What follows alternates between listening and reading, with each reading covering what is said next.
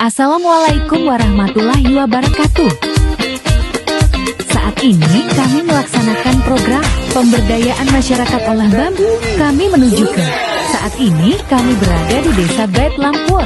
Lokasi mitra pertama yaitu pengrajin rancong.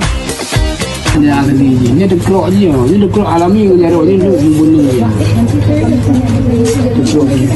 Pak Bahagia adalah salah satu pengrajin yang sudah turun-temurun memproduksi rancong di Desa Bait Lampur. Banyak jenis rancong tradisional yang dihasilkan dengan ukuran bervariasi.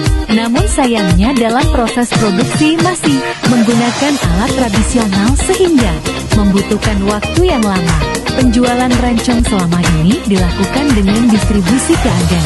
Pemasaran masih dilakukan dari mulut ke mulut sehingga tidak dikenal secara luas. Berikut adalah proses pembuatan rancong di Kampung Bait Lampur.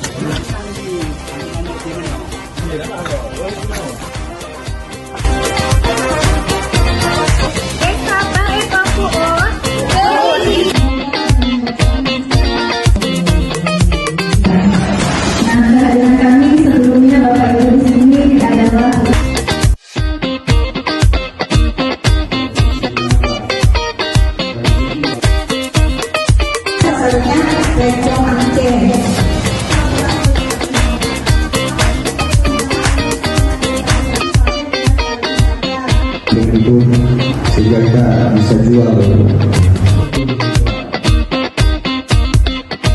Berikut ini adalah beberapa inovasi mesin yang kami berikan. Kemudian pemasarannya dilakukan melalui e-commerce Dream yang dibangun oleh mahasiswa BEM Universitas Ubudiyah Indonesia. Pindah ke halaman profil.